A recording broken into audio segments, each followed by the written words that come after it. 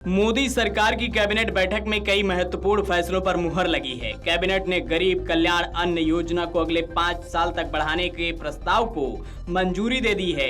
ये योजना 1 जनवरी 2024 से लागू होगी। इसे आखिरी बार 31 दिसंबर 2023 तक बढ़ाया गया था। चिन्हित परिवारों के गरीबों को प्रतिमाह 5 किलो मुफ्त अनाज मिलेगा।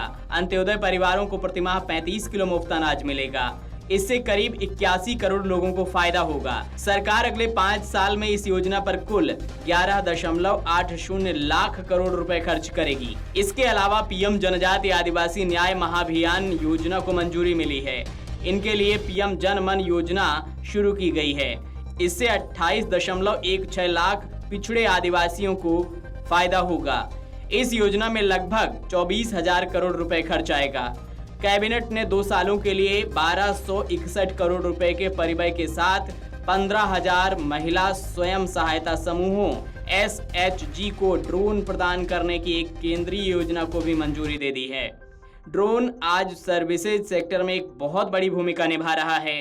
देश भर में लगभग 10 करोड़ बहनें 89 लाख स्वयं सहायता समूहों की सदस्य हैं। कृषि उद्योग के लिए किसानों को किराए की सेवाएं प्रदान करने के लिए 2023-24 से 2025-26 के दौरान 15,000 चयनित महिला SHG को ड्रोन प्रदान किए जाएंगे। इसके अलावा सरकार ने 16वें वित्त आयोग के टर्म्स ऑफ रेफरेंस यानी शर्तों पर अपनी मुहर लगा दी है, जो केंद्र और राज्यों के बीच कर राजस्व के बंटवारे पर निर्णय लेता है।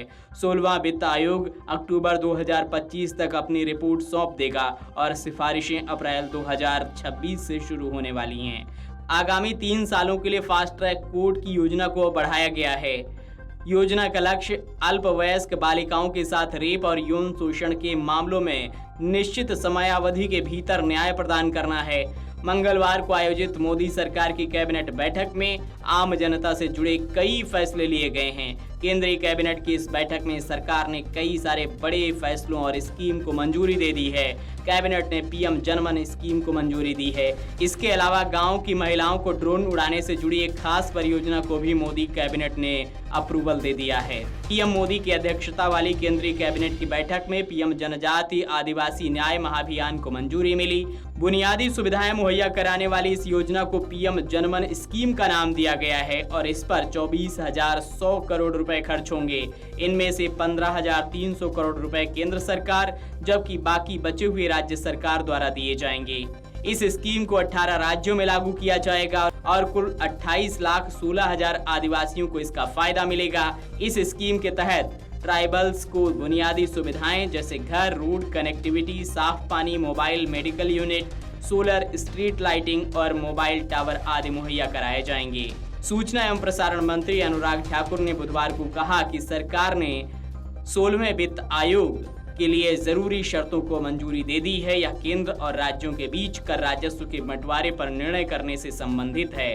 ठाकुर ने कहा कि प्रधानमंत्री नरेंद्र मोदी की अध्यक्षता वाले 16वें वित्त आयोग अक्टूबर 2025 तक अपने रिपोर्ट सौंप देगा। सिफारिशें अप्रैल 2026 से 5 साल तक के लिए वैध रहेंगी। Video desk amarujala.com।